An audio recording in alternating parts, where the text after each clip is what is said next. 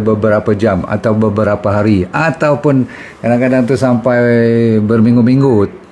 Jangan confuse dengan masalah buang angin tu, tahu tak, yang kentut-kentut semua tu pun memang ada kaitan. Sebab bagi mereka yang tak boleh kentut, dia pun ada masalah kembung juga. Cuma kita nak lebih fokus kepada yang segah ni, yang sampai tak boleh bernafas ni. Boleh? Okey, baik. Kalau dah bersedia, balik pada cerita kod-kod, you masih lagi nak cerita pasal kentut ni sebenarnya adalah fitrah.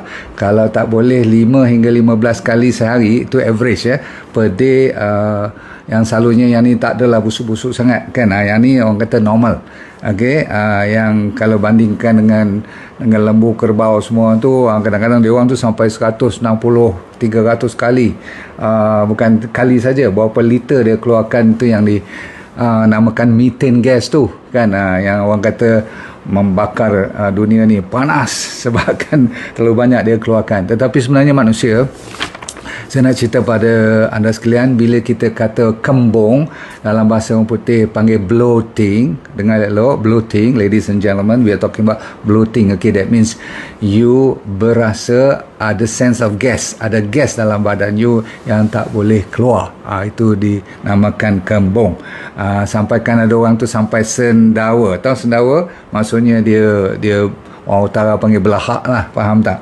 You faham ke tu? Okey, kembung ni dia ada dua jenis, satu yang berpenyakit, satu yang tak berpenyakit. Kita nak cerita yang berpenyakit dulu, seperti IBS. Orang yang ada irritable bowel syndrome, 1/6 orang boleh kena. Tapi orang yang kena IBS tu, dalam orang yang berpenyakit IBS tu, kembung adalah feature dia, maksudnya ciri-ciri dia. Orang yang ada gastroenteritis, orang yang ada diverticulitis ni maksudnya ada inflamasi dalam you punya usus, ada celiac disease, ada masalah indigestion, susah lawas ataupun pencernaannya terganggu. Tetapi yang ramai yang kena ialah, terutama sekali bulan puasa ni pun boleh kena juga, adalah disebabkan oleh makanan. Seperti kacang, bawang, brokoli. Nanti saya bagi list makanan-makanan kalau you senang kembung, you kena tengok balik. Okey, yang gas yang saya kata bau tak bau tadi tu, kalau kita cakap banyak, macam saya tengah bagi lecture macam ni, ataupun kita bernafas melalui mulut banyak, ataupun kita orang panggil hirup udara lebih, you akan dapat orang panggil, kalau gas tu keluar, dia panggil nitrogen dan oksigen. Yang ni selalunya tidak bermasalah, tidak cause any problem lah. Tapi bila dia campur dengan hidrogen, carbon dioxide, methane, itu yang paling berbau tu, macam hydrogen sulfide semua tu, kalau campur pula dengan carbon dioxide, methane gas semua tu, yang ni yang menjadikan kita tak tahan kalau keluarkan gas tu. Baik, apa jadi kalau dia tak keluar? Yang ni yang penting hari ni, betul tak? 7 perkara atau 7 cara yang orang boleh kena masalah bloating ni, masalah kembung perut ni. Nombor 1 ialah, yang paling popular ialah lactose intolerance, susu. Dia tak boleh kena susu, sama ada susu pure ataupun susu kotak, dia tak boleh tahan dengan lactose. Kan ada enzim, ada bahan dalam susu tu nama lactose. Okey, kalau anda dah tahu anda tak boleh makan susu, tak payahlah. Tapi kadang-kadang tersalah ambil, tak nampak tulis susu, tak nampak ataupun bau susu, tapi dalam tu ada susu. Makanan yang dah refine ataupun daripada supermarket, banyak yang ada susu. Jadi kalau you allergic ataupun tak boleh, you ambil tu siap, nanti dia jadi fermentasi yang keluarlah bakteria-bakteria yang mengamuk, nanti dia tak boleh keluar dan dia dapat makanan yang dia tak suka.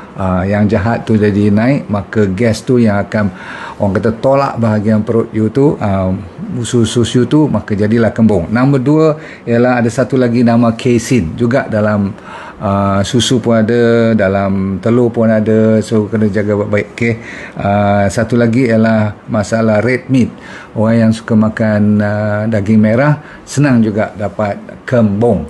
Nombor 1, 2, 3, 4. Nombor 4 dalam bahasa sains dia panggil SIBO, Small Intestine Bacteria Overgrowth. Maksudnya bakteria ni tak seharusnya ada dalam small intestine. Bakteria selalunya dia berkumpul, dia kedai mengopi dia kat kolon, faham?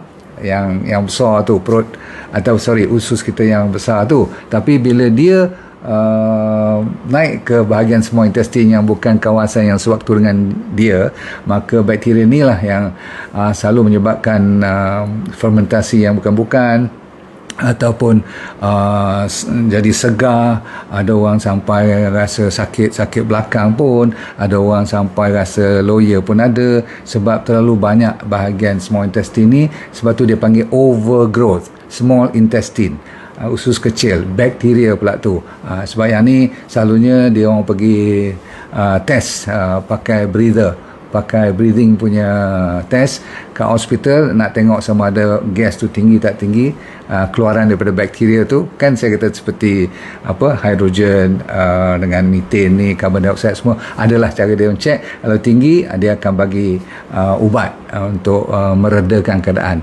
Selalunya lega lah. Tapi sebelum lega tu, setengah orang tahun ni tak baik, dia pergi lagi tahun depan. Kadang-kadang dia lega, kadang-kadang datang lagi. Yang ni kena check dengan pakar gastro. Faham? SIBO nama dia punya diagnosis itu. Okey, baik. Dan selalunya gas dengan cecair sekali boleh bertahan dalam badan kita, tak boleh atau sukar dikeluarkan. Itu yang dia tendang naik ke atas sampai jadi kembung. Okey, nombor 5 sekarang, inflamasi. Kadang-kadang masalah bakteria lain pun boleh menyebabkan kita dapat kembung juga. Kat mana saja, daripada perut sampai kolon, kalau ada inflamasi, ada radangan, ada infection pun boleh dapat apa orang panggil kembung. Tadi saya ada cerita yang alergi kepada makanan lah sebenarnya punca utama selain daripada yang bakteria tadi.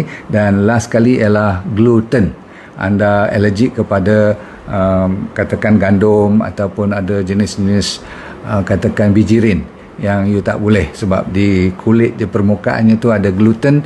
Gluten ni sejenis protein yang you allergic, dan bila allergic tu dia jadi lawan balik nanti bakteria seperti biasa. Bila dia mengamuk juga, joint venture sekali dengan masalah gluten pun. Gluten tu selalunya intolerance. Okay? Maksudnya you sensitif, maka you akan jadi orang panggil kembung juga. So kembung-kembung ni jangan main, sebab kadang-kadang kalau you test dulu dengan rawatan, saya bagi sekarang, ambil betaine hydrochloride dulu. Kalau lega, berarti you bermasalah tentang mungkin tak cukup hydrochloric acid saja dalam you punya perut, stomach di atas. Okey, asal-asal daripada stomach pun dah tak cukup hydrochloric acid. Kalau berumur, selalu orang yang dah meningkat umur pun hydrochloric acidnya turun.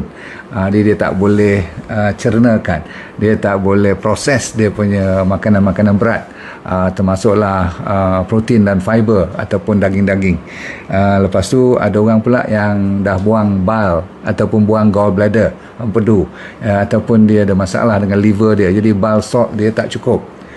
Bila bile tak cukup ni susah lah, terutama sekali kalau you makan bahan-bahan yang berminyak atau berlemak, dia susah nak handle, maka dia naik, tendang ke atas. Ada sikit lagi cerita, kalau kat stomach tu, selain daripada hydrochloric acid yang tak cukup, you mungkin kadang-kadang setengah ada orang penyakit acid reflux. Tahu tak, bila hydrochloric acid tak cukup, valve kat atas tu terbuka, dia macam GERD, dia naik ke atas. Ni pun boleh menyebabkan naik sampai jadi bloating, sampai ada, saya kata apa, flatulence tu maksudnya itulah, sampai gas-gas yang banyak, sampai terkentut-kentut dan sebagainya tu. Yang ni harus kita bantu dengan betaine hydrochloride dan satu lagi apple cider vinegar. Ni detail you tengok lecture yang lepas-lepas. Bagi mereka yang ada gallbladder problem pula, ya, you kena ambil suplemen lah. Cuma saya nak dapat yang halal kat Malaysia ni susah. Saya pernah recommend kepada pesakit saya, tapi semuanya tak ada label halal. Maklumlah dia orang ambil daripada bahan-bahan yang mungkin ada daripada binatang pun. So you kena hati-hati. Gallbladder ni atau bile ni kalau tak cukup, dia sampai itulah sedawa, sampai berangin-angin perut, lepas tu sakit pun ada. Yang penting you kena import yang bile salt yang halal. Saya masih lagi mencari-cari nak bantu ramai pesakit ni. Lepas tu kalau you pula ada masalah pankreas pun boleh sampai diarrhea, cirit-birit, sampai you punya najis kalau nampak macam berminyak kan. So kalau sampai ada kembung perut juga, selalunya you suspect pancreas. Boleh? Yang ni yang penting sekali, kalau melibatkan pancreas, kena kurangkan gula. Cepat, kita nak cerita tentang small intestine pula, sebab ramai orang nak tunggu apa lagi yang boleh cepat baik, betul tak? Yang penting saya nak bagi tahu sekejap lagi ialah makanan. Sekejap. So small intestine, 90% daripada digestion kita berlaku kat small intestine. Semua absorption, digestion kita, yang paling penting ialah small intestine. Kan ada 3 kompartmen tu.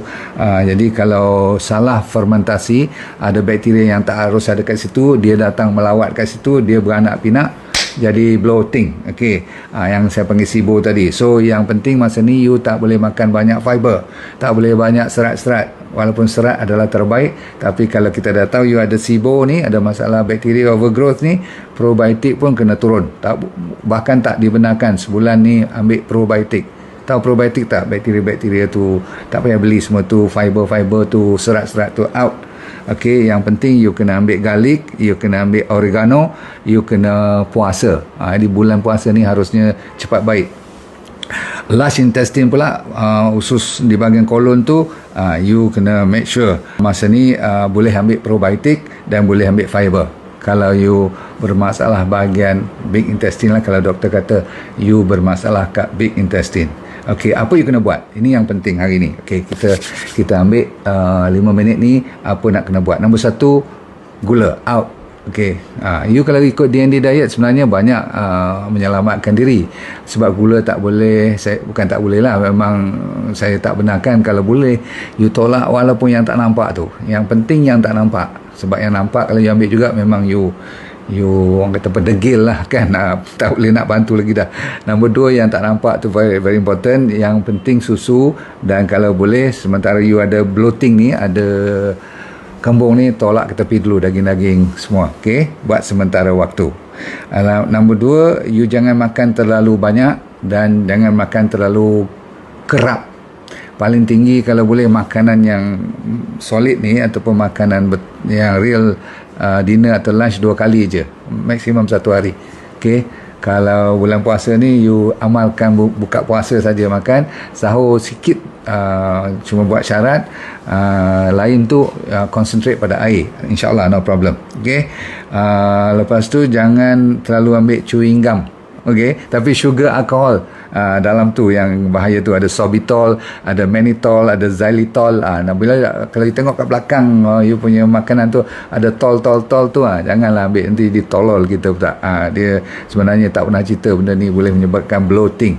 Ada yang carbonated drink tak yang buka aja pun so hati-hati, jangan. Okey, carbonated drink, probiotik bagus. Kalau siapa yang tidak bermasalah besar sangat sampai tak boleh tidur semua tu, probiotik adalah digalakkan. Sebab apa? Dia seperti yang saya buat gobis tu kan, yang saya tekan masuk garam semua tu 5 hari kemudian, macam jeruk lah. Boleh yang sehat lah, kimchi ke ataupun miso soup daripada Japanese punya tu. Okay, so jaga baik-baik. Siapa yang constipate, sembelit, you jangan main-main dengan masalah ni, cuba kontrol. Okay, betulkan sembelit tu dulu dengan ikut makanan-makanan yang orang kata lembut, banyakkan buah-buahan, pisang dan sebagainya. Okay, orang yang sembelit selalunya saya tak pernah ambil terlalu banyak fiber masa sembelit tu. Tapi yang bagusnya fiber mengurang dan menghindarkan sembelit. Tapi masa tengah sembelit tu jangan tinggi sangat, sebab fiber nanti susah dia nak keluar. Sebab yang ada pun tak lepas lagi. Betul? Okey. Yang penting sekali cara untuk menyelesaikan kembung ni, dengar ini dia jawapan yang sebenarnya.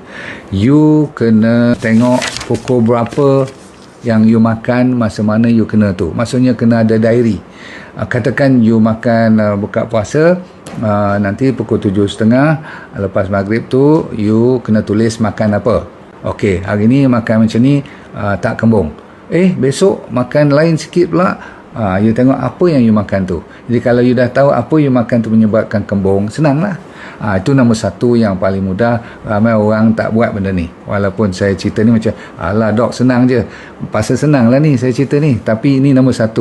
Sebab bila you bloat dan bila you tahu bila you makan, apa you makan, jadi makanan tu kena ditolak ke tepi.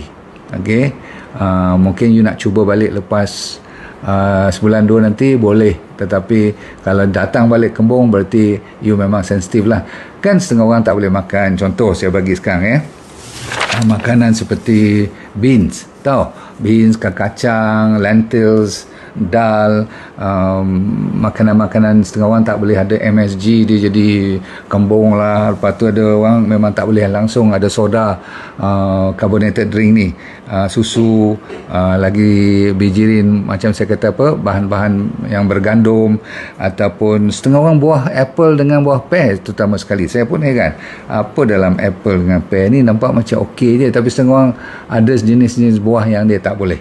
Faham? Okey, brokoli selalu orang yang ambil cruciferous vegetable. Walaupun saya galakkan, tetapi untuk orang yang senang kembung, dia tak dapat handle seperti brokoli, apa tadi, bok choy, gobis, cauliflower, pernah dengar? Brussels sprout, ini semua onion, jenis-jenis bawang, garlic, you kena hati-hati. Okay, almonds, dan ada juga saya kata tadi kalau tak dilistkan kat sini pun you sendiri tak boleh. Setengah orang tak boleh ambil katakan sate, kuah dia tu, setengah orang tak boleh ambil mi ke, nasi lemak ke, yang mana yang you tak boleh tu you tulis kat situ, you tolak ke tepi dulu. Tengok kalau lega, betul lah saya cerita. Tapi you boleh introduce balik masa depan nanti, cuma untuk sementara waktu. Dan kalau ikut D&D diet tak payahlah nak risau sangat, sebab you tak perlu nak kena ambil susu semua tu kan. Gula-gula memang out. Okey, yang bagusnya kita kena bagi jawapan pula. Tadi saya kata betaine hydrochloride, apple cider vinegar, ambil 2 sudu dalam 250 ml punya air, minum. Okey, sebelum nak makan. Saya ulang, sebelum nak makan. Minum biasa saya tak galakkan, tapi minum dengan apple cider vinegar boleh, sebab kita nak asid tu membantu asid kita yang dah lemah dalam badan kita. Faham? Okey, next. Betaine hydrochloride pun sama konsepnya, nak meningkatkan asid supaya dia boleh mencerna. So leafy greens yang lain daripada yang cruciferous tu boleh. Sayur-sayur lain lah yang seperti bayam pun boleh, yang tak berapa rangup sangat pun banyak ulam-ulam kita dibenarkan. Cuba tengok mana yang bila saya kata ulam-ulam pun saya risau juga, nanti setengah orang tak boleh juga. So kita tidak tahu siapa tak boleh makan apa, cuma you boleh kenal pasti. Saya bagi strategi, umpamanya ginger boleh, asparagus boleh, pistachio, lemon boleh, mint boleh, apa lagi, sachainchi oil boleh, habatus sauda dengan haba jala boleh, lagi satu D3K2 mesti, avocado boleh. So banyak yang boleh daripada yang tak boleh. Okey, last sekali ialah pastikan you tidak bermasalah stres, sebab rupa-rupanya stres boleh menyebabkan kembung juga. Sebab bila stres, kortisol tu naik. Kortisol ni dia menyebabkan susah untuk orang panggil pencernaan. Tahu kortisol adalah apabila you dalam stres. Dan last yang tak boleh kita anggapkan dia enteng ialah bagi mereka yang pandai mengurut, tolong urut partner you kalau dia tengah segah atau tengah kembung ni. Okay? Dan urutnya selalu kat bahagian bawah daripada liver belah kanan. Urut tu maksudnya tekan, tak usahlah urut kasar, tekan, tahan dalam 20-30 saat macam tu, sebab dia ada nerve yang you kena orang panggil rangsangkan balik supaya dia tenteram, itu dipanggil vagus nerve. Yang ni dia sampai boleh bukan takat perut atau bahagian abdomen saja sakit, tapi sampai belakang, sampai leher, sampai tengkuk ni pun sakit, ya, sampai urat pelikat ni semua. Especially bagi mereka yang ada masalah bahagian bile, bahagian gallbladder. Cuba dulu urutan ni, selalunya dia boleh lega. Setengah orang meniarap dia lega, setengah orang kena ambil air yang dibuat dalam bentuk teh, air seperti air daun salam, air, pernah dengar air daun salam, campurkan dengan halia sedikit, supaya orang kata keluar angin, masuk dengan sedikit madu, no problem. Okey, itu adalah antara yang saya boleh bagi pada petang ini. Anda jangan lupa yang penting fasting. Saya sebutkan tadi fasting kan. Jangan lupa cuba terus fasting. Kalau tak boleh tak apa, break the fast. Anda buka puasa dengan air dan kurma saja, tak payah makan banyak-banyak. Lepas tu sambung lagi puasa tu. Puasa dengan air dulu kalau tak boleh. Puasa kalau takut kembung pula. Okey, lain pada tu insyaAllah kalau tak baik-baik sampai 2-3 minggu kembung, you pergi check, takut-takut ada masalah gejala lain yang block, kenapa tak boleh keluar angin ni semua, faham? Sebab ada kes-kes yang kalau kita kata cuma angin, rupanya ada masalah ketumbuhan yang block you punya kolon ataupun small intestine tu. Yang tu biar doktor yang buat keputusan. Boleh? Okey, kita doakan anda semua dalam keadaan sihat walafiat. Okey, so dunia anda bahagia, akhirat anda syurga. Jangan lupa untuk let go and feel good. Okey. Assalamualaikum warahmatullahi wabarakatuh. Baik, saya mencari cuma 20 orang saja yang kali ini untuk saya buat kelas demi kelas, untuk saya mengajar dia jadi dropshipper saya. Saya punya trainer, saya dah ajar di mereka untuk train you all tanpa modal langsung, yang perlu cuma handphone dan jari yang masih boleh bergerak. Kalau itu ada, you dah boleh berniaga tanpa modal, tanpa risiko apa-apa. Sama ada you bekerja boleh buat part time ataupun full time suri rumah tangga, no problem. Dengan syarat you kena rajin sedikitlah belajar dan ikut apa yang kita tunjukkan, sebab semuanya dibuat secara percuma. So kalau nak dari antara 5 hingga 10 ribu tu, orang kata apa, senang-senang aja kalau you buat betul-betul. Okey, nak lebih pun boleh, tak ada masalah. Nanti kita pelan-pelan akan ajar you, dan yang penting you sign up dulu secepat mungkin. Cuma 20 yang pertama saja, okey?